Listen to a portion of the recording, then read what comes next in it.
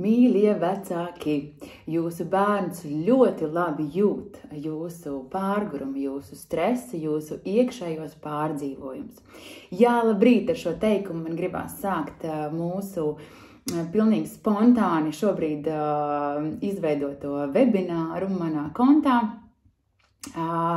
Droši pievienojieties visi, kam no rīta šodien gribētos dzirdēt vairāk par tādu tēmu kā vecāku stress un rūpes par sevi. Prieks jūs redzēt, prieks, ka jūs pievienojaties, un man tiešām diezgan daudz, ko ir teikt jums šorīt. Atgādināšu to, ka šī laiva sāruna, šis webinārs ir sadarbībā ar Degega Baby. Jā, tātad autiņbiksīšu un mazuļu produktu uzņēmums, ar kuru mums kopā ir izveidojies brīnišķīgs projekts vecākiem, kur mēs bez filtra runājam par dažādām ļoti aktuālām tēmām jaunajiem vecākiem, topošajiem vecākiem, un ne tikai par bērnu audzināšanu, bet arī, protams, kā par dažādām tēmām, kas skar pašus vecākus un tajā skaitā arī partnerattiecības. Nu, lūk, šī ir mūsu kopīgā pirmā tēma - vecāku stresu un rūpes par sevi. Nevelti esmu izvēlējusies tieši šo tēmu kā pirmo tēmu, kuru sākt apskatīt, un degega.com mājaslapā ir iespējams tātad atrast jau bloga rakstus par šo tēmu, kurus esmu rakstījusi. Ir iespējams atrast arī neilgas video lekcijas par šo tēmu, tā kā droši varat iepazīties, un tie, kas ir iepazinušies, brīnišķīgi, bet tie, kuri šodien tikai pirmo reizi dzirdēs par šo tēmu, es nedaudz izskriešu arī cauri tam, par ko tad es rakstīju un par ko es stāstīju konkrēti tieši šajā tēmā. Nu, lūk, tie, kas mani pazīst, bet tie, kas mani nepazīst, es esmu Līva Sporāve, es esmu geštalta terapeite, pārattiecību konsultante un vadu šobrīd psiholoģijas centru Augt, kur man komandā ir arī brīnišķīgi, kur man ir arī brīnišķīgi, paskatīsimies, te mums ir,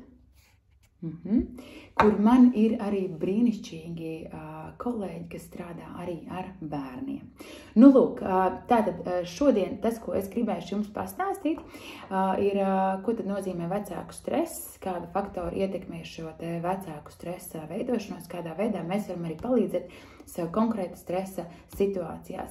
Ir gan dažādas tehnikas, ko es gribēšu jums šodien iedot, kuras, starp citu, palīdzēs ne tikai stresa situācijās, kas saistītas ir ar bērniem un bērnu audzināšanu, bet vispār arī darbā, ikdienas dzīvē, un pastāstīšu arī par to, kas vispār mums var palīdzēt mazināt šo vecāku stresu, kurš rodas, tātad, kā jau jūs noprotat, tad, kad bērniņš piedzimst, tad kad mēs piedzīvojam šo te milzīgās pārmaiņas mūsu dzīvē, arī personīgi. Jā, te man jau pirmie jautājumi, vai laivas tiks saglabāts? Jā, laiva tiks saglabāts, droši skatieties arī pēc tam vēlāk. To pēc tam varēs redzēt Gegas YouTube arī kanālā, kur var redzēt arī visus iepriekšējos manus ierakstus par šo te tēmu. Nu, lūk, tātad droši iesaistīties ar saviem arī jautājumiem. Es priecāšos, ja jūs man uzdosiet papildus jautājumus tam, ko es stāstu. Man būs vieglāk saprast, kas ir tieši tas, kas jums interesē. Šis vecāku stress patiesībā neatiecas tikai uz vecākiem, kuriem ir pavisam maziņi bērni mājās, vai tikko dzimuši bērni mājās, kad, protams, šis stress ir krietni lielāks, bet arī uz lielāku bērnu vecākiem, jo patiesībā visu šo laiku, kamēr mēs esam vecāki, mēs piedzīvojam mazāku vai lielāku šo te stresu, kas nāk kopā ar šo te bērnu audzināšanu. Un vai ir iespējams pilnībā nejust stresu audzinot bērnu? Nē, tas nav iespējams. Tātad ir dažādas situācijas, kas priekš mums, kā priekš vecākiem, arī ir jaunas, un varbūt ne tik jaunas, bet vienalga ir ārpus kārtas un sagādā kaut kādas, varbūt, grūtības un šo te tādu reakciju uz šīm te notikumiem, kas rada stresu. Tātad, kā jau es teicu, izskriešu cauri nedaudz, lai jums ir skaidrs, par ko es runāju, kas tad ir vecāku stress, kas ietekmē šo te vecāku stresa veidošanos. Noteikti likšu jums arī paskatīties nedaudz uz sevi, jo, kā jau jūs zinat, tas viss ir diezgan daudz atkarīgs.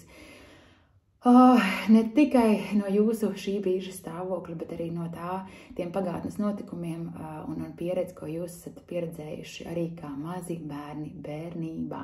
No šīs te pagātnes pieredzes, diemžēl, nav iespējams aizbēgt, bet ar to ir iespējams diezgan daudz ko darīt, vai ne?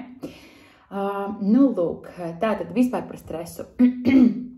Kā man arī nesen pavisam sanāca tāda brīnišķīga saruna ar vienu centras augtā bērnu psiholoģu, viņa tā arī teica, stress nav nekas negatīvs. Mēs esam pieredzējuši varbūt par stresu, domāt, ka tas ir kaut kas negatīvs un dzīvi bojājuši. Patiesībā nē, tā ir pilnīgi normāla tātad reakcija uz kaut kādu ārkārtas situāciju, pie kuras mēs tātad ikdienā neesam pieraduši. Un šī te stresa reakcija ir pilnīgi, tātad stress kā reakcija ir pilnīgi normāla reakcija, ko mums ir jājūt, un tas mums pat ir vajadzīgs. Ir sevišķi kaut kādos brīžos, kad mums ir nepieciešama mobilizācija, kad mums ir nepieciešams tāda savākt vienu vietu visus savus resursus un tikt galā ar jauno situāciju. Jā, esat citu arī priecīgi notikumi mūsu dzīvē var radīt stresa reakciju, un tas ir pilnīgi normāli. Lūk, par stresu kā negatīvu parādību mēs varam runāt tikai tajos brīžos, kad tas kļūst ilgstošs. Ja mēs nemitīgi dzīvojam tādos paaugstināta stresa apstākļos, tas tērē mūsu iekšējos resursus, kas ir mūsu šī iekšējā degviela, kas liek iet uz priekšu. Man ļoti patīk tāds salīdzinājums, kad mums visu laiku ir jālej iekšā sevī degviela, lai mēs varētu doties uz priekšu. Un ja šī degviela beidzās, mēs nespējam vairāk funkcionēt. Bet tik ļoti bieži es arī sastopos savā praksē ar vecākiem, kuriem šī degviela jau ir sen beigusies, bet viņa turpina iet uz priekšu. Un tad šie te resursi tiek ņemti no sevis. Tad nevis no šī te iekšējā uzpildītā trauka, kas mums ir, bet no šī te tātad uz savas veselības rēķina mēs dodamies uz priekšu. Dažādos citādos veidos mēs maksājām ar sevi, lai spētu turpināt dzīvot tā, kā mēs dzīvojam. Nav māksla nemitīgi sev kāpt pāri un turpināt dzīvot paaugstinātos stresa apstākļos. Māksla ir atrast veidus, kādā veidā mēs varam doties uz priekšu resursu pilnākiem. Jo, kā jau es teicu, mēs vienalga, jebkurā gadījumā maksājam ar sevi, kas pēc tam tātad mums var rezultēties arī, piemēram, kā izdegšana. Ir tāds termins kā vecāku izdegšana, kas rodas tātad ilgstoši paaugstināta stresa apstākļos. Tad, kad vecāks ir ilgstoši izjūtas pārgurumu, viņam nav bijusi iespēja sevi uzpildīt, viņam varbūt nav skaidrs, kādā veidā viņš var sevi uzpildīt, un tādā veidā tātad sevi pilnībā izsmeļ, nonākot līdz tam, ka jūt jau izdegšanu. Jā, tātad par izdegšanu mēs varam runāt ne tikai savas personīgās realizācijas darbā ietveros, bet mēs varam runāt arī par to vecāku lomā. Un it sevišķi tie vecāki, kuri ir super atbildīgi, šo lomu uztver ļoti, ļoti, ļoti apzinīgi, viņiem patiešām ir lielāks risks arī izdegt. Tad atdot visus savus iekšējos resursus, lai spētu būt par šiem ideāliem vecākiem. Lūk, tad, kā jau es teicu, stress nav nekas negatīvs. Tas kļūst negatīvs tikai tad, kad mums viņa dzīvē ir daudz par daudz, kas rada šo te hronisko nogurumu. diezgan jauns termiņš šis vecāku stress, kaut gan tas ir bijis diezgan jau sen, parādījies tikai gados 70. gados aptuveni, kad psihologi vairāk to ir sākuši pētīt, un teikšu tā, šobrīd diezgan daudz saskaros ar jaunajiem vecākiem, kuri piedzīvo šo te vecāku stresu. Iemesli ir diezgan daudz un dažādi, ļoti individuāli, bet rezultāts patiesībā ir diezgan viens. Tā tad, jā, tie faktori, tepat tās paskatīšos, esmu sarakstījis visus tos faktorus, un lai es neaizmirstu jums to visu pastāstīt.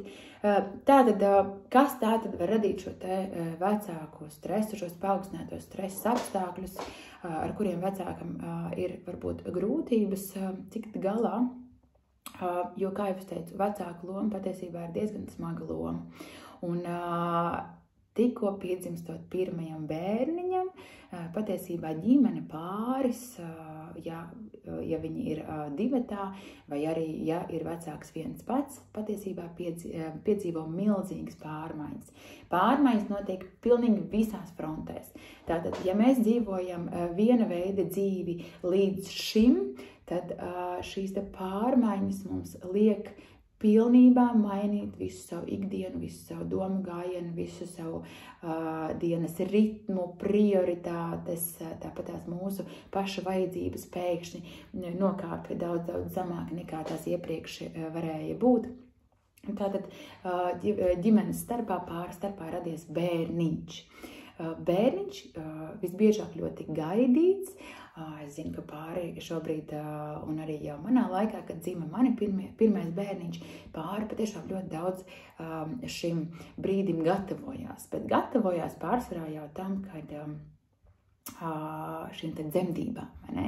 Vēl joprojām ir šie te dzemdību kursi, vēl joprojām ir ļoti daudz dažādi sagatavošanās kursi, kas ir brīnišķīgi, jo arī šim laikam ir jāgatavojas. Bet diezgan maz iet runa par to, ko tad piedzīvos pats vecāks tīri psiholoģiski. Viņš var sagatavoties, jā, šīm te, piemēram, mamma var sagatavoties zīdīšanas uzsākšanai un šiem procesam, kas arī ir ļoti vajadzīgs. Viņi var sagatavoties un zināt pilnībā visu, kādā veidā apkopot bērniņu tīri fiziski. Bet kas notiek ar viņu tīri psiholoģiski, ir vismaz manā laikā diezgan maz par to tika runāts.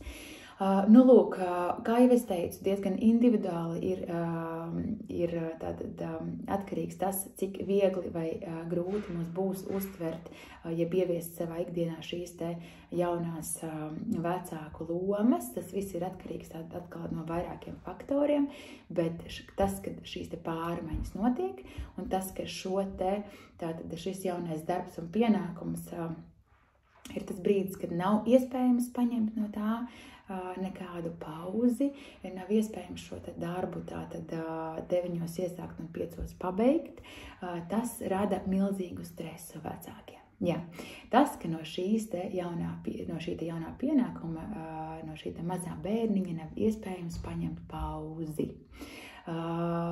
Jā, tas ir pat tiešām ļoti izaicinošs periods, arī es atceros savu pēcdzemdību periodu ar pirmo bērniņu, pateikšu tā, cik gan bieži es sēdēju gultā, tad, kad mazais gulēju, un kritu tādā kā panikā un izmisumā par to, ka vāc, šī ir mana jaunā dzīve.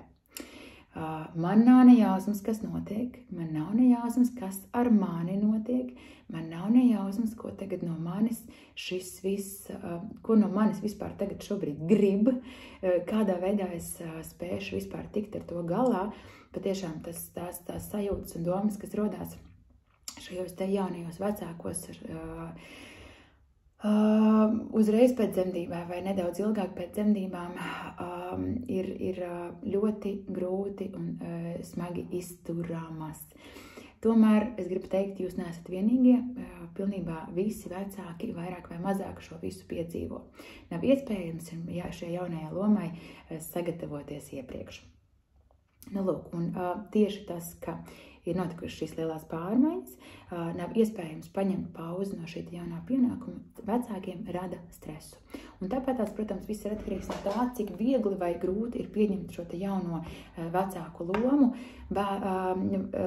vecākiem šo mammas lomu, šo tēva lomu, cik tas nāk dabiski vai tieši pretdabiski. Un šī te, piemēram, tāda varbūt galējā dezadaptācija, ko sauc, kas var notikt, tātad gan, starp citu, gan tēviem, gan mātēm, varbūt šīs sekas var būt pēcdzemdību depresija. Tātad uz pēcdzemdību depresiju skatos tā, ka tās patiešām ir ļoti liels grūtības adaptēties šai jaunajai vecāku lomai. Nu, lūk, protams, kad šādā situācijā ir ļoti nepieciešama speciālista palīdzība, nevienā brīdī nepalieciet vieni. Ja jūtat sevi pēcdzemdību depresijas pazīmes, jo tā patiešām ir diezgan nopietna lieta. Ne diezgan, bet ļoti nopietna lieta. Nu, lūk, tātad stress rodās no pārmaiņām, no grūtībām pieņemt šo jauno lomu. Stress rodās arī no mīļie, perfekcionisma. Stress rodās arī no perfekcionisma. No perfekcionisma stresa rodās, protams, ka ne tikai vecāku lomā, bet vispār ir visās dzīves jomās. Šīs te augstās, nereālās prasības no sevis, bet ir cilvēki, kuri, un es varu ieskaitīt sevi tajā starpā, kuriem ir ļoti augstas prasības no sevis vecāku lomā. Un kas patiesībā nevis mums kā vecākam palīdz, bet izdedzina. Jo mums bieži vien šķiet, ka mūsu kontrolē ir daudz vairāk lietas, nekā tās patiesībā ir. Mums visbiežāk gribās būt par tiem ideāliem vecākiem, un tas ir viss ļoti skaidrs, jo šobrīd mēs, vecāki, ļoti labi saprotam, cik svarīgi ir šī te vecāku loma. Tā ir liela daļa mūsu identitātes. Mums ir ļoti svarīgi būt par labiem vecākiem saviem bērniem. Arī pēc šīs te mūsu performances ir arī atkarīgs mūsu šīs domas par sevi kā vispār cilvēkiem. Līdz ar to, protams, kad ir milzīgas prasības pret sevi, daudz augstākas nekā tās bija agrāk. Ja agrāk bija pietiekami bērnu tīri fiziski apkopt, apmazgāt, pabarot, nolikt gulēt, tas bija diezgan, un tātad bērns izdzīvoja, tas bija pietiekami. Šobrīd mums ar šo vairs nepietiek. Šīs jau ir tāds pats pamatiņš. Tad tālāk mums ir svarīgi, lai bērns jūtās labi, lai mēs spējam izveidot šo te drošo piesaisti ar bērnu. Mums ir svarīgi, lai bērns aug viņam labvēlīgos emocionālos apstākļos, lai mēs tātad vecākiem perfekcionistiem liekas arī, ka viņu iespēja robežās ir pasargāt bērnu pilnībā no visām emocionālajām traumām, no pilnīgi visām emocionāli grūtām situācijām. Tātad, un ja mums patiešām ir šāda veida pārliecība, protams, ko mēs darām, mēs kļūstam ļoti, ļoti kontrolējoši, mēs kļūstam ļoti spriedzes pilni, jo mums šķiet, ka pilnībā viss, kas notiek ar bērnu, ir mūsu tātad atbildība. Un te iet klāt vēl viens tāds determinisms, tas vairāk gan ir no angļu valodas tulkots, bet nezinu, kā to latviski iztulkot, bet tātad kopā ar perfekcionismu, ka mums liekas, ka mums ir iespēja būt par šo ideālo vecāku un izdarīt pilnībā visu ideāli, nāk klāt arī šī te pārāk lielā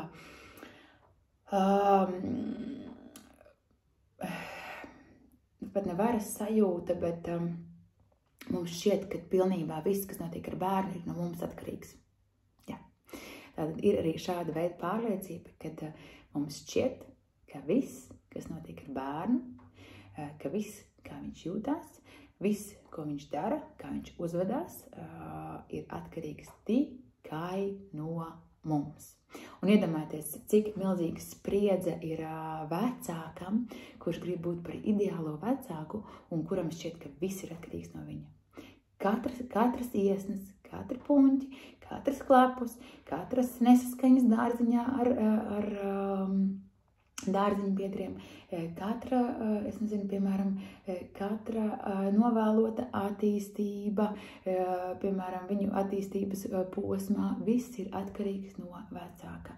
Un, mīļie mani, šādi var sajūt prātā godvārds, un šādi var ļoti ātri izdegt, tas ir 100%. Un, ja jūs atpazīstat sevī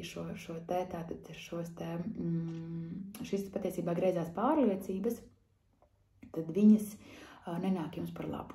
Jo, teikšu tā, par ideālo vecāku nav iespējams būt, visu ideāli perfekti izdarīt nav iespējams būt, un ticiet man, tie vecāki, kuri centušies ideāli būt visu bērnību, pēc tam viņu bērni atnāk pie manis uz terapiju un saka par to, bļāviens, cik es esmu dosmīga uz saviem vecākiem.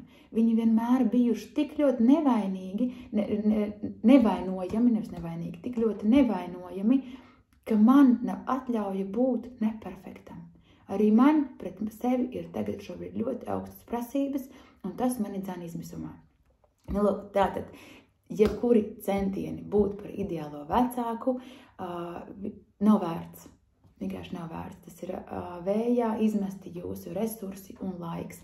Un tajā pašā laikā, teikšu tā, cenšoties būt par ideālo vecāku un vienmēr visu nokontrolēt, tas arī rada šo te smagumu attiecībās ar bērniem, ar bērnu, rada milzīgu spriedzi. Un kas te bērnam ir vajadzīgs? Bērnam ir vajadzīgs ne jau ideāls vecāks, bērnam ir vajadzīgs foršs, laimīgs, resursu pilns vecāks, kurš ik pa laikam ir gatavs ar viņu miedarboties, kurš ir gatavs atsaukties uz viņa vajadzībām, kurš ļoti labprāt ar viņu kādreiz ik pa laikam arī uzspēlēs kādu spēli kopīgu un patiesībā būs tur rokas stiepienu attālumā, lai būtu sasniedzams tad, kad bērnam tas ir vajadzīgs. Nu, lūk, patiesībā bērnam vecāks ļoti, ļoti ir vajadzīgs tikai pirmos dažus dzīves mēnešus un brīžos, tad, kad bērnam ir, vai viņš ir saslims, vai nu viņam ir kāda psiholoģiski grūta situācija, kur ir nepieciešama vecāka palīdzība un atbalsts. Pārējo laiku bērnam nav nonstopā vajadzīgs vecāks. Nav nonstopā vajadzīgs vecāks, kas visu laiku iet priekšā pakaļā un kontrolē situāciju un palīdz un izpalīdz. Jā, tad šeit mēs runājam par tādu pāraprūpi, kas arī bērnam nenāk par labu. Tātad kaut kur tur pa vidu starp vienaldzību un perfekcionismu ir tā īstā foršā sajūta, kā būt par vecāku. Tālāk. Tātad augstās prasības, determinisms. Pieminēju arī šīs te greizās pārliecības, varbūt arī kāds cits greizas pārliecības, ko jūs esat varbūt netīšām pārmantojuši no saviem vecākiem.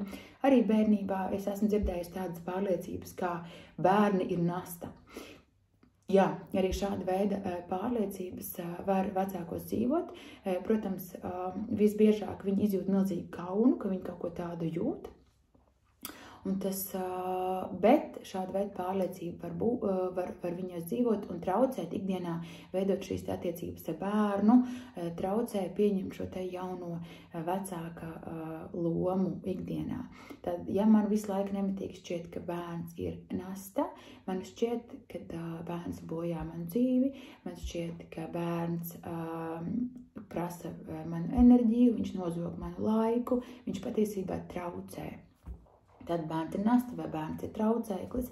Jā, šāda veida arī pieaugušas cilvēkus, kuri izjutuši šādu sajūtu no saviem vecākiem, ir grūti tālāk, ja pieaugušā vecumā ar šādu pārliecību dzīvot, kad viņš ir bijis nasta vai viņš ir bijis lieks. Un jau tālāk mēs strādājam ar tādiem jautājumiem, kā tiesības dzīvot un tiesības vispār būt šajā te pasaulē.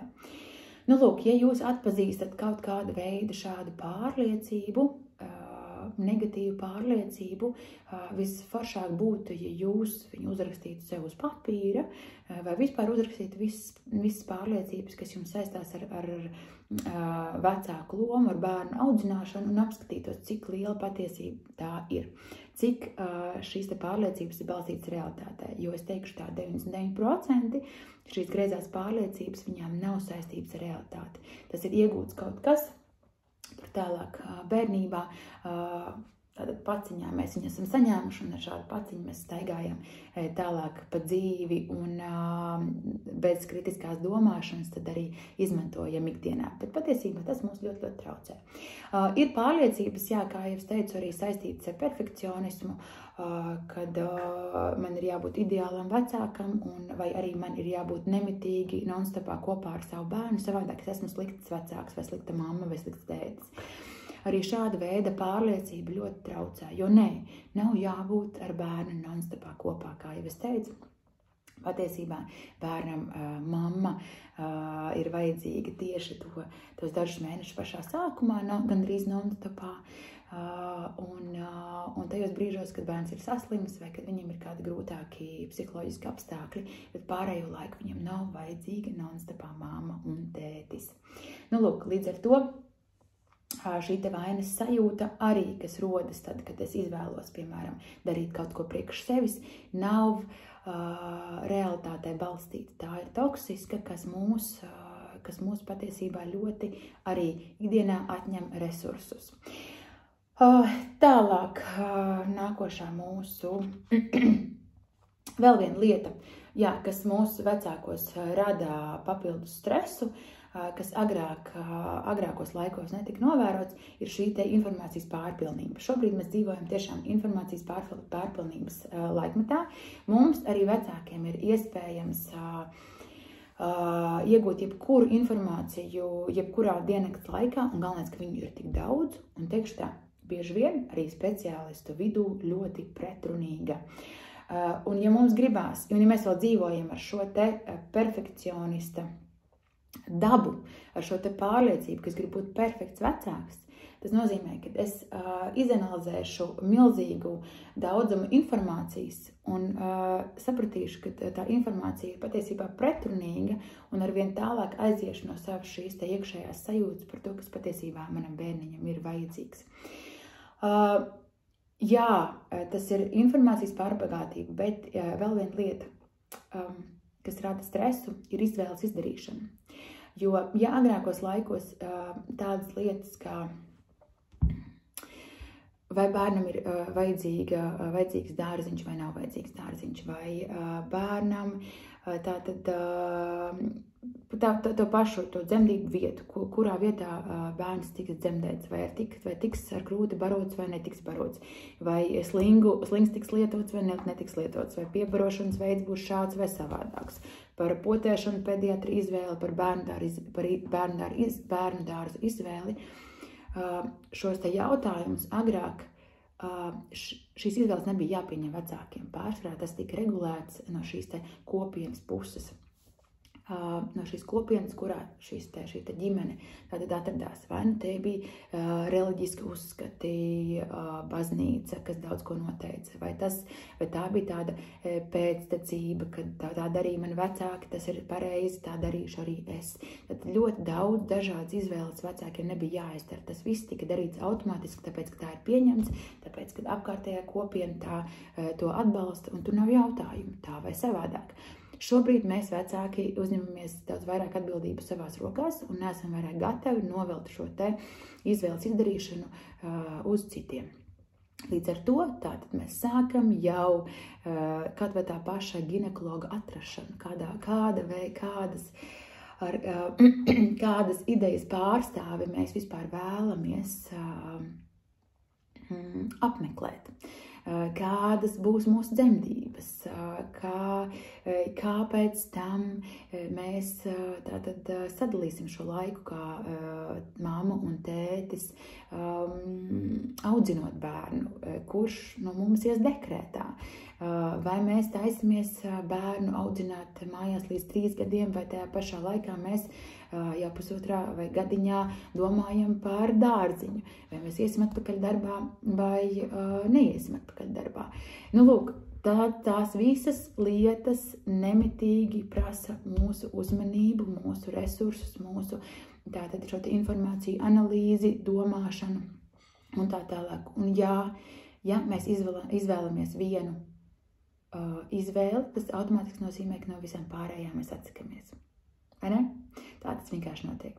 Ja mēs izvēlamies savu bērnu sūtīt pulciņā, kas aizņem, piemēram, un vēlamies no viņa redzēt profesionālu sportistu, tas nozīmē, ka viņa lielākā daļa no laika tiks pavadīta treniņos, sporta treniņos, un tas nozīmē, ka mākslai, piemēram, vai cita veida nodarbēm laiks neatliks. Un jā, ja mēs izvēlamies vienu izvēli, viss pārējās atkrīt, un arī tas rada stresu.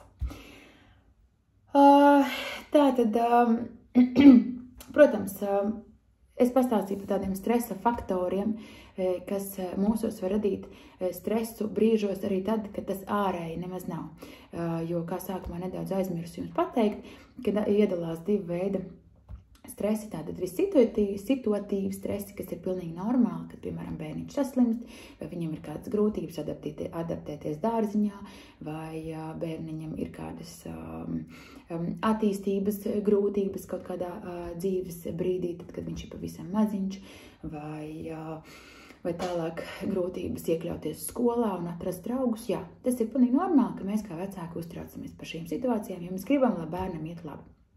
Savukārt, otrs, kas ir šis te vecāku stress no vecāku lomas, ir šie te faktori, kurus es tālāk jau tātad iepriekš jau pastāstīju jums tātad par šīm te pārmaiņām un grūtībām pieņemt vecāku lomas, par perfekcionismu, par augstajām prasībām no sevis, no grēzījām pārliecībām, kas mūsos dzīvo. Protams, arī ir jāpiemina to, ka vecāku paša atmiņas un pieredze no pagātnes ietekmē to, cik viņam viegli vai nav viegli pieņemt šo te vecāku lomu, jo, es domāju, ka mēs šobrīd pārsvarā visi jau zinām, kad tā pieredze, kas mums ir bijusi kopā ar mūsu vecākiem, mums dzimstot, ietekmē ļoti arī mūsu spēju būt par vecāku šobrīd. Ja mums ir brīnišķīgas atmiņas, ko mēs arī noteikti neatminamies no bērnības, bet ja mums ir brīnišķīga pieredze bijusi kopā ar saviem vecākiem, kopā ar savu māmu, veidojot šo drošo piesaisti, māma ir atsaukusies uz bērna vajadzībām, māma ir atsaukusies uz bērna raudām, ir spējusi pārsvarā vairākumā gadījumu to visu apmierināt, tad mums ir izveidojusies tāda brīnišķīga pieredze un uzticība visai pasaulē, un pārliecība, ka pasaule ir laba un pasaule nāks man palīgā, ja man būs nepieciešamība. Un līdz ar to, tad es pat kļūstu par mammu, man ir daudz vieglāk saprast, apzināties to, ka es nepalikšu viena, man noteikti nāks kāds palīgā, es drīkstu lūgt palīdzību. Tas ir ok, just kādas negatīvas sajūtas, bet es zinu, ka patiesībā pasaule ir droša vieta, un patiesībā man ir aizmugurē zemapziņā ir šis te fails, kad būt par vecāku patiesībā ir riktīgi forši. Un man tas sanāk dabiski. Bet teikšu tā, šādu gadījumu šobrīd ir retāk nekā to gadījumu, kad ir grūtības šajā te arī vecāku lomā pieņemt šo te vecāku lomu un kaut kādā veidā vismaz sākumā to spēt baudīt. Negatīva pieredze ar saviem vecākiem bērnībā pilnīgi automātiski un neapzināti atgriežas tajā brīdī, kad mums pašiem piedzimst bērni. Un tāpēc mums ir jātiek galā ne tikai ar radušos situāciju, ne tikai ar jauniem apstākļiem, pārmaiņām, bet arī ar tām viss kārtībā. Arī ar tātad atmiņām, kas nāk mums pilnīgi neapzināti augšā no dziļumiem. Lūk, tātad tā ir tāda vispārīga informācija par to, kas tad, kā vecāku stress rodās. Tagad es jums pastāstīšu, ko tad ar to visu darīt. Kā mums palīdzēt ikdienā šo te stresu pārvarēt, un kā es teicu, vecāku stresu, tad, kad bērniņš ir pavisam maziņš, viņš, protams, ka daudz augstāks nekā tad, kad bērniņš jau ir paaudzies. Un tas ir pilnīgi normāli. Galvenā lieta, ko es jums ieteikšu, jaunie vecāki, lūdzu, nepaliekat vieni. Noteikti esat dzirdējuši par to, ka ir vajadzīga vesela kopiena, lai izaudzinātu bērnu. Bet šobrīd mēs Esam diezgan vientuļi, pārsvarā vienas pašas mammas, tas ir vairākumā gadījumu, kas paliek mājās ar bērniņiem 4 sienās visas dienas garumā. Lūk, un šāda veida bērnu audzināšana ir ļoti, ļoti iztukšojoša, jo nav jau kur smelties resursus ikdienā, nemitīgi ir jādod no sevis. Līdz ar to, jebkurā gadījumā vienalga, lai cik ir maziņš bērniņš, lūdzu nepalieciet vienas, prasiet palīdzību. Vai nu tā ir palīdzība tīri mājas uzkopšanas ziņā, vai ēdienu sagatavošanas ziņā, vai tā ir palīdzība, kad atnāk kāds, kas vienkārši iedod savu plecu, uz kuru paraudāt un vienkārši uzklausa to, kā jūs jūtaties. Vai tas ir kāds, kas ir gatavs iziet ārā bērnu, ārā pastaigāties ratiņos. Tad es domāju, ka tas viss jums jau ir zināms, bet vēlreiz atgādinu. Nepalikt vieniem lielākos stresa apstākļos. Jo cevišķi tad, kad bērniņš tikko ir piedzimis.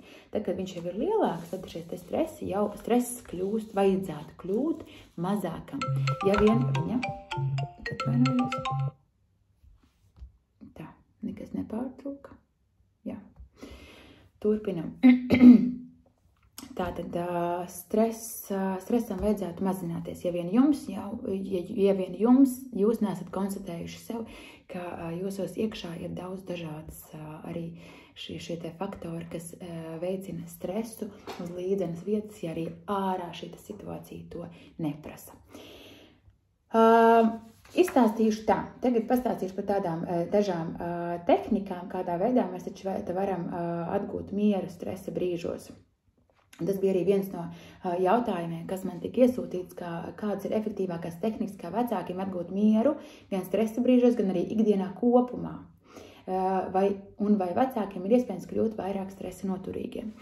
Es domāju, ka te ir ne tikai vecāku lomā ir iespējams kļūt vairāk stresa noturīgākiem, bet vispār pret dzīvē kopumā, jo tas stress, ko mēs izdzīvojam vecāku lomā, viņš jau neatšķirās no tā stresa, ko mēs, piemēram, izdzīvojam kādās darba situācijās vai ikdienas dzīves situācijās.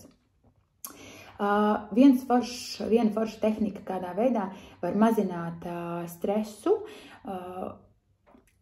situatīvu stresu, piemēram, ja bērns ir, es pastāstīšu tagad nedaudz varbūt par lielākiem bērniem, bet arī par mazākiem. Piemēram, vecāks izjūt stresu par to, ka bērnam ir grūtības adaptēties dārziņā, piemēram, viņš iespējams ir agresīvs pret citiem bērniem, varbūt viņš kādam bērnam regulāri iesit vai iekož, un, protams, ka tam apakšā ir kaut kāda veida tātad viņa neapmierinātā vajadzība, kas parāda šo te uzvedību, un tomēr vecāks no šīs situācijas visbiežāk izjūt stresu. Ir sevišķi, ja tas ilgst kaut kādu ilgāku laiku, ja nemitīgi tiek saukts uz, piemēram, dārziņu uz pārunām, viņš izjūt šo stresu un kādā veidā ir iespējams šajā situācijā nedaudz sevi nomierināt, ir ieslēgt tādu kā novērotāja pozīciju no malas. Jo iedomājieties, tajā brīdī, tad, kad šis te bērns, kurš iespējams dārziņā kādam kož vai kādam sit, vai tas bērns, kurš savos jau vairs neatceros, tie bija 3 vai 4 mēneši, kad viņš sāk vēlties. Bet, piemēram, viņš negrib sākt vēlties. Viņš ilgstoši, spītīgi negrib sākt vēlties. Un vecāks izjūt stresu, ka bērns neattīstās tā, kā grāmatā rakstīts. Vai tajā pašā laikā bērns atnāk no mājas, no skolas uz mājām regulāri ar sliktām atzīmēm, vai atkal sakāvies ir ar draugiem. Piemēram, šīs ikdienas situācijas, kas rada ikdienā stresu, jā, tas ir pilnīgi normāli, ja mēs ieslēdzam šo te novērotāju pozīciju no malas. Un iedomājamies, ka mēs tagad šobrīd esam nevis 30 gadus veci vai 37 gadus veci vai vēl vecāki, bet esam, piemēram, 60 gadus veci, un mūsu priekšā šis te mūsu bērns jau ir liels, bārdains vīrietis, izaudzis. Un padomājiet, vai tajā brīdī tā situācija tiešām būs tik vitāli dramatiska, kāda viņš šķiet tajā brīdī. Vai tad, kad jūs jau bērni būs izauguši un aizgājuši no mājām, sēdēsiet pie kamīna un skatīsieties, piemēram, bilžu albumus, kur viņš bija maziņš, šis pusgada vecais bebīts vai 3 gadus vecais nerādnais mazulis vai bērniņš vai 7 gadus jaunais puišalis. Vai jums tiešām šķitīs, ka tas ir tas, ko jūs atcerēsieties? Es domāju, ka nē. Bieži vien šīs situācijas šķiet dramatiskas tad, kad viņas notiek. Bet ja mēs spējam nedaudz atkāpties no šīs situācijas un uzreiz asi nereaģēt šajā situācijā, ir iespējams nomierināties un saprast, ka patiesībā globāli šī situācija nav dramatiska. Viņa noteikti kaut kādā brīdī atrisināsies. Tas neilgs visu mūžu.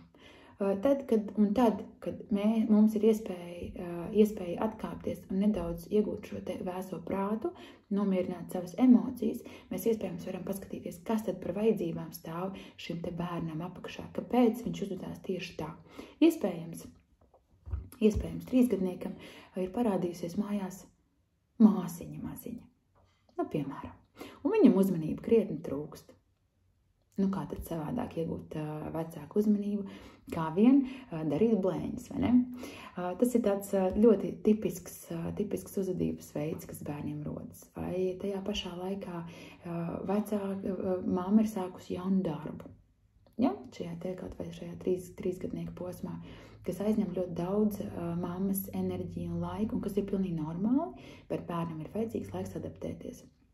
Bērnam ir vajadzīgs šī te apstiprinājums, ka mamma tepatās arī būs. Ja arī viņa būs darbā, viņa tepatās arī būs. Tātad, tad, kad mēs ieslēdzam šo skatu no malas, atkāpjamies un skatāmies uz situāciju ar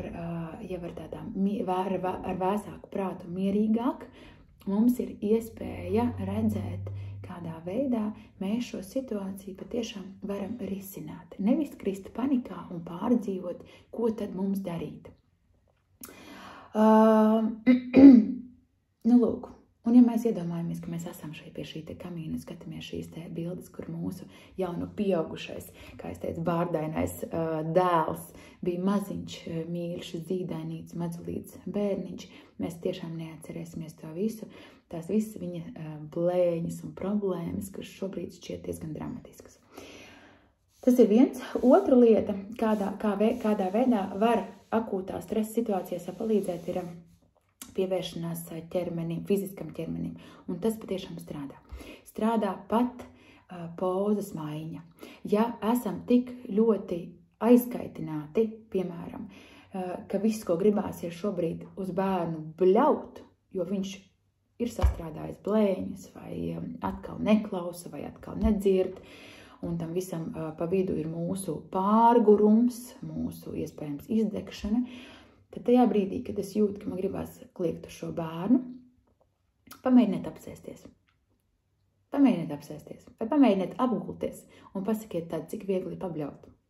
Cik viegli ir bļaut uz bērnu, ja jūs atrodaties guļas pozīcijā. Pateikšu tā, diezgan neiespējami. Vai tajā pašā laikā, ja pārņem izmisums vai bezspēcība par kādu situāciju, kas saistīta ir ar bērnu, silta duša fantastiski strādā.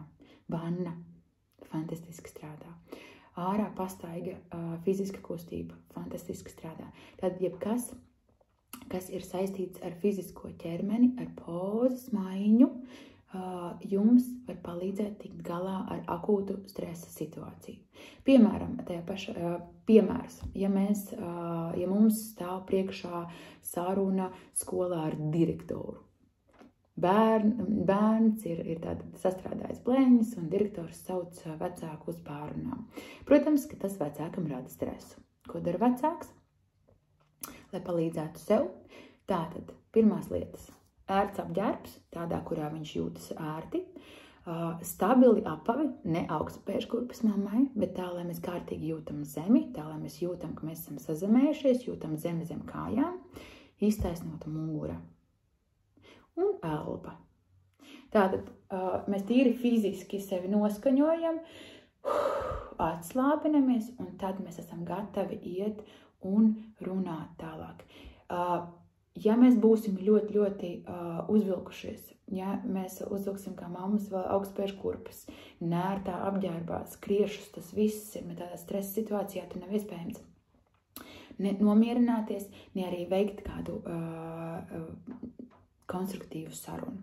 Tātad tīri pievēršanās savam fiziskajam ķermenim, tas, kā mēs jūtamies, tas, kā mēs šobrīd sēžam, cik taisnu muguru mēs turam, vai tajā pašā laikā, ja jūtam kaut kādu veidu trauksmi, mēs varam droši doties garākā pastaigā, kur ļoti spēcīgi arī varam pūst ārā elpu.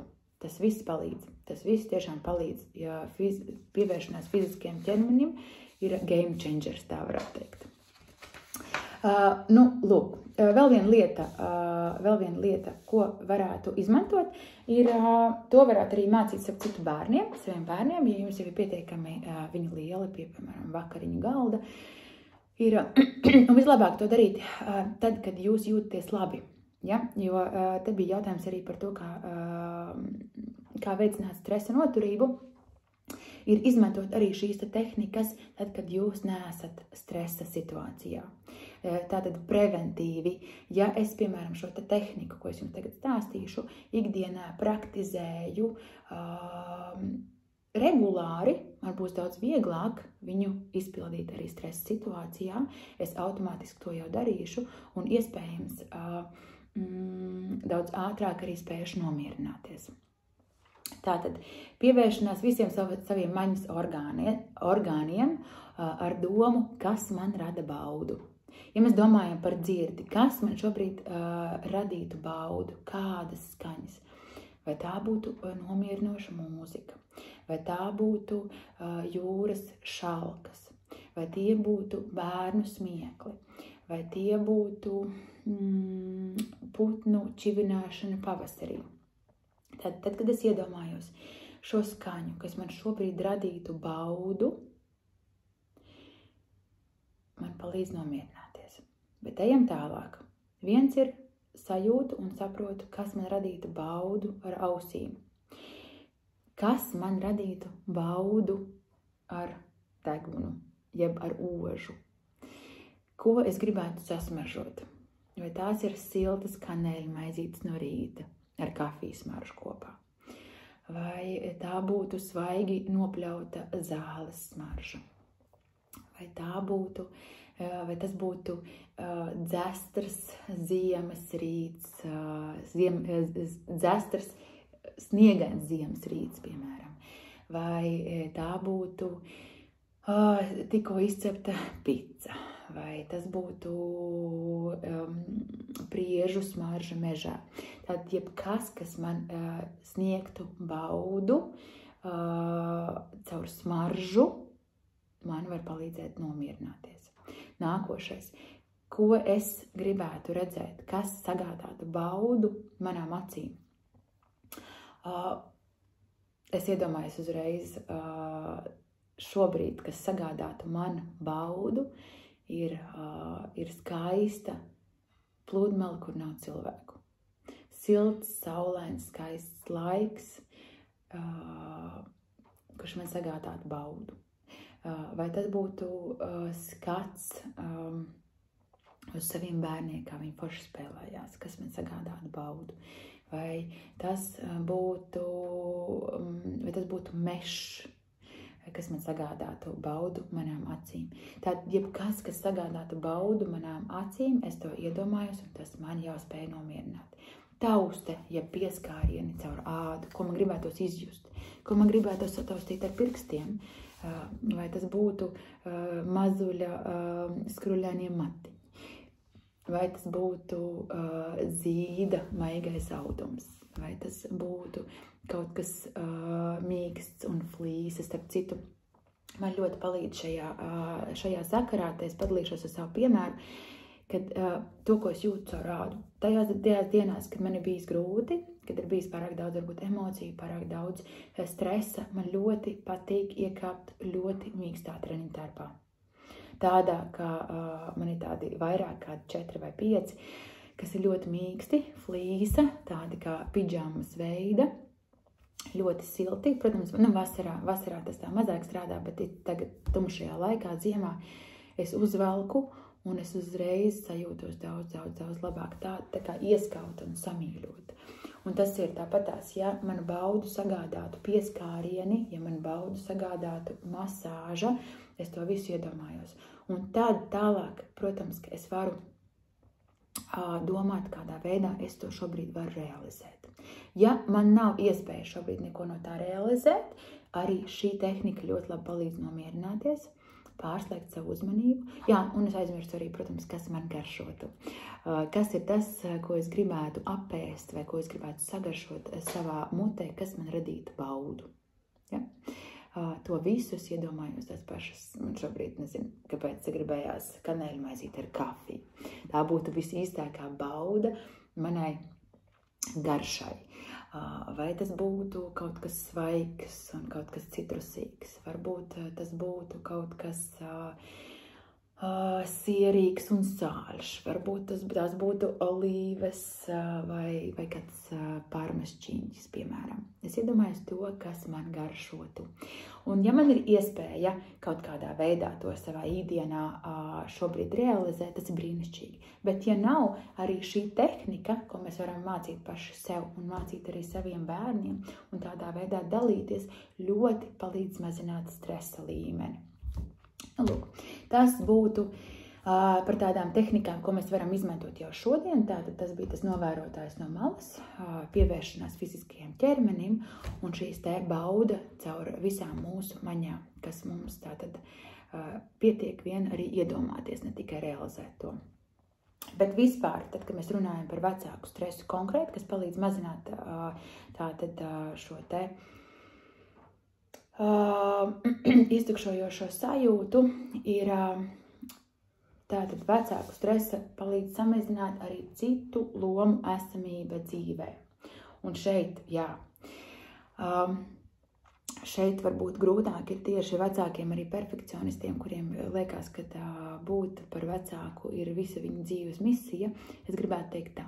Lai mazinātu šo spriedzi, ir jāattīst citas lomas dzīvē. Un patiesībā mēs neesam tikai vecāki, vai ne?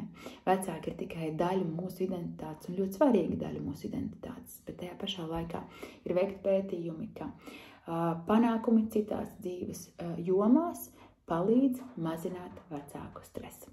Jā, tieši tā.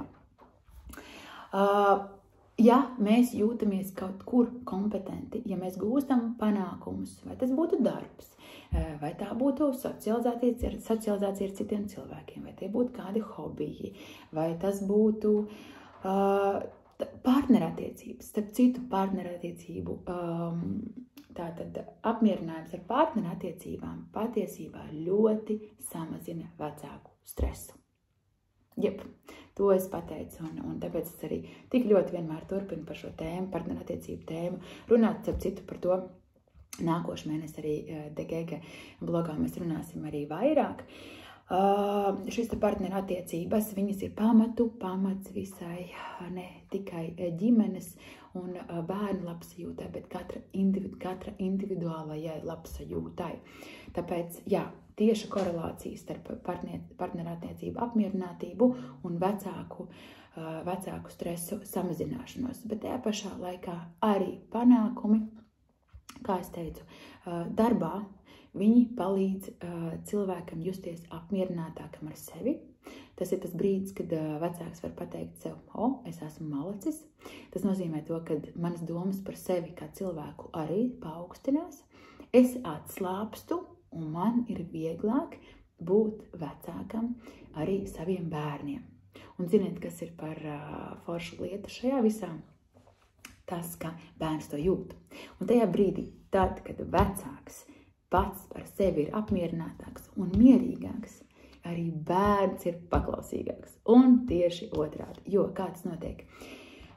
Ja bērns redz, kā es sāku šo te mūsu laivu šodien ar to teikumu, ka vecāki apzinieties to, ka bērni ļoti jūt jūsu satraukumu, trauksmi, stresu. Un viņi reaģē kā? Viņi uz šāda veida iekšējo vecāku sajūtu reaģē paši ar trauksmi. Kāpēc ir trauksme? Viņi satraucās par to, vai vecākam viss būs kārtībā. Jo tajā brīdī, kad bērns ir maziņš, vecāks ir visa viņa pasaule. Viņš vēlas, lai vecākam ir labi. Un ja vecākam ir labi, ja vecāks jūtas apmierināts, laimīgs, tas nozīmē, ka bērns var atslābt, bērns var būt pārliecināts, ka vecāks būs viņam pieejams. Vai ne? Jo bērnam nemitīgi vajag pārliecību, ka šis Wi-Fi viņu starpā strādā. Man patīk to saukt tā, ka bērns jebkurā laikā var aiziet pie vecāka un viņam tiks atbildēts, viņš tiks saredzēts. Bet tajā brīdī, ja vecāks ir iztukšots, ja vecāks ir ilgstoši hroniski pārguris, bērnam rodas trauksme. Bērnam rodas trauksme par to, vai ar vecāku viss būs kārtībā, vai vecāks spēs turpināt tātad būt pieejams bērnam. Nu, lūk, tāpēc panākumi citās dzīves jomās ir uzlabo arī šo te vecāka lomas, vai tātad samazina šo vecāku lomas stresu. Nu, lūk, vēl viena lieta, ko es gribēju jums šodien arī pateikt, to, ka šis te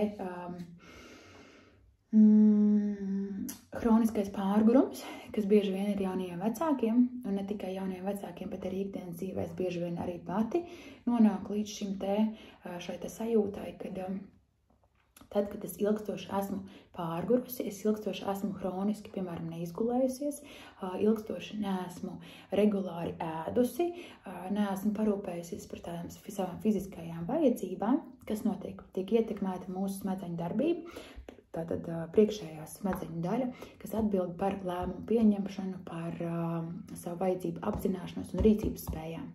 Un tajā brīdī, tas ir tas kritiskais punkts, es gribu, lai jūs zinat, ka tajā brīdī, kad es esmu ilgstoši pārgurusi, es nespēju saprast, kas man ir vajadzīgs.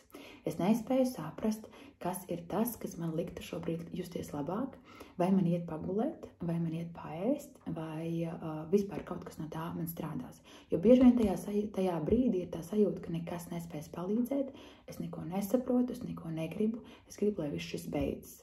Nu, lūk, un tas nozīmē, ka tas ir tas brīdis, ka mūsu priekšējā smadzeņu darbība tātad cieši traucējums, nav iespējams tātad gan saprast, kas mums ir pašiem vajadzīgs un kādā veidā mēs sev varam palīdzēt un sākt rīkoties. Tāpēc lūdzu, mīļie vecāki, neaizvedam sevi līdz šādam stāvoklim, un pats labākais veids, tātad, kā es stāstu arī saviem klientiem, ir tāds skaitām pantiņš, kas ir jāzina. Tātad miegs 100% pirmajā vietā ir miegs, kas ir ļoti, ļoti svarīgs, lai mēs vispār sāktu pēc tam saprast, kas ar mums notiek. Ja mēs esam izgulējušies, tad mums jau ir resursi, lai spētu domāt un saprast, kur tālāk virzīties. Un kā jau es teicu, arī stresa situācijās pievēršanās fiziskiem ķermenim ļoti palīdz. Tā arī hroniska pārguruma brīdī pievēršanās tieši fiziskajiem ķermenim. Jūs varat uzdot sev jautājumu, kādā veidā es varu palīdzēt sev, it kā manā priekšā būtu maziņš bērns, kurš ir pārguris. Tātad kādā veidā es palīdzētu sev, ja es būtu kā maziņš bērns. Un tas nozīmē to, ka, ja es redzu savā priekšā maziņu bērnu, kurš ir pārguris, es automātiski zinu, ko es darīšu. Es noteikti viņu paņemšu opā, es noteikti viņu nolikšu gulēt, pagulēšu viņam blakus, pēc tam noteikti viņu pabarošu, pēc tam tālāk, paspēlēšos, izvadīšu ārā pastaigā. Tātad šīs te primārās lietas, kas ir nepieciešamības. Un tieši tā mēs varam domāt arī par sevi brīžos, kad esam pārguruši. Tas būtu tāds skaitām pantiņš, ko mēs varam iemācīties un paņemt, pielīmēt sev pie leduskapja.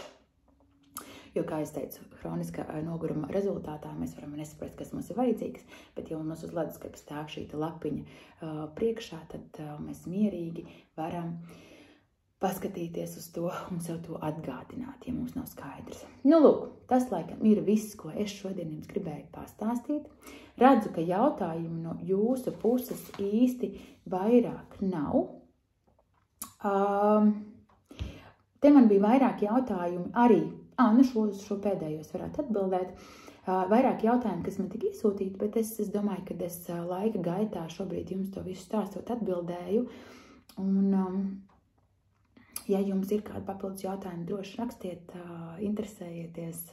Man ir prieks, kad man ir iespēja šo tēmu arī pacelt un pastāstīt. Tak Dievs, cik būtu forši bijis, ja es būtu zinājis šo, kad dzima mans pirmais bērniņš. Nevarat iedomāties, cik no daudz dažādām liekām stresa situācijām es būtu varējusi izvairīties, vienkārši šo zinot. Nu, lūk, tātad viens pēdējais jautājums bija... Man lūdzu pakomentēt mūsdienu sociālo mediju ietekmi uz jaunajiem vecākiem un stresa rašanos, kā ar to sadzīvot. Tātad, vai sociālo mediju un tīklu lietošana rada stresu? Noteikti. Kā jau es sāku stāstīt par to, ka kaut vai informācijas apjoms. Ja? Informācijas lielais apjoms jau rada cilvēkam stresu par to, ko no tā izvēlēties. Viņi bieži vien ir ļoti pretrunīgi arī savā starpā. Tālāk, pēc tam, ja mēs runājam par sociālajiem tīkliem, mīļie jaunie vecāki un vispār cilvēki, kas šobrīd ir ne tikai domā par vecāku lomu, bet vispār sociālajie tīkli ir nerealitāte. Lai vai cik mēs gribētu parādīt tur to, kā mums ir, kā mēs dzīvojam, ko mēs piedzīvojam, tas nav iespējams. Tātad tas viss ir... Tas viss ir tikai maziņa daļa no ikdienas. Tas ir kā tāda nereālā pasaule, kur mēs varam uzburt savu ideālo pasauli. Un ja mums šķiet, ka mēs vienīgi esam tādi, kuriem neizdodas, paskaties, jo citiem izdodās sociālajos tīklos, tad tā nav taisnība. Pilnīgi visi vecāki saskaras ar grūtībām un iešu plašāk. Pilnībā visi cilvēki saskaras ar problēmām un grūtībām. Dzīve, kurā nav problēmu un grūtību, neeksistē. Tātad šo es gribu, lai jūs saprotat. Nākošais, kad atvērsiet sociālos tīklus, nekādā gadījumā nesāciet salīdzināt. Vislabāk, ja jūs jūtat, ka tas sākas, vienkārši slēdzat ārā un mazāk tos patērējat. Pasaudzējiet sevi, jo jums ir vajadzīgi resursi pilnīgi citam šobrīd uzdevumam. Ir sevišķi, jūs esat tikko jauni, svaigi izcepti vecāki. Nu, lūk, tas laikam šodien tad būs no manis viss.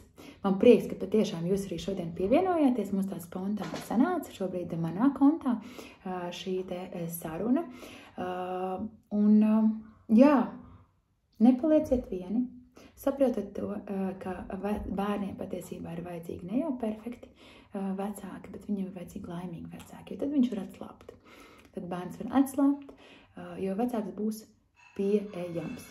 Edvards saka paldies. Paldies, Edvard, ka tu klausījies, ka tu šorīt pievienojies, atradi laiku, un man ir prieks, ka arvien vairāk tēti šo informāciju uztver, arvien vairāk viņi zina, un viņiem arī ir svarīgi būt par superīgiem vecākiem, superīgiem tētiem, un, kā es teicu, mums nav jābūt par perfektiem, lai mēs būtu gana labi.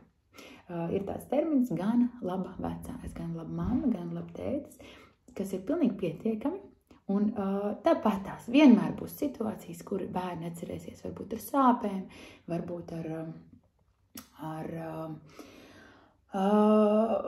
ar skumjām no savas bērnības,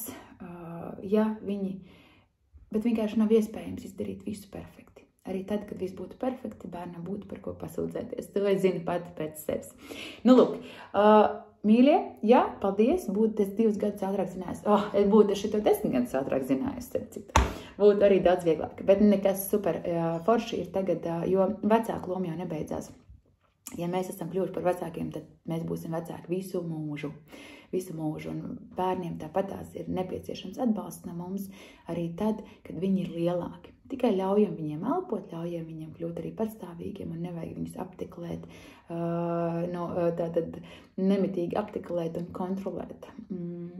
Būt pieejamiem tad, kad viņiem tas ir nepieciešams, būt klāt tad, kad viņiem ir grūtas situācijas, būt šīm te uzpildes stacijām, priekš viņiem būt šiem te atbalsta punktiem, tas ir fantastiski, bet tajā pārējā laikā nodarboties ar sev svarīgām lietām, realizēt sevi, nodarboties ar hobijiem, būt priecīgiem vispār cilvēkiem un citu bērnam redzēt, kad vecāks prot priecāties, vecāks prot baudīt, vecāks prot komunicēt ar citiem cilvēkiem, vecāks dara darbu, kas viņam patīk, patiesībā ir fantastiski. Tas parāda viņam, ka tas viss dzīvē ir iespējams, un viņš tieši visu to arī no jums mācās.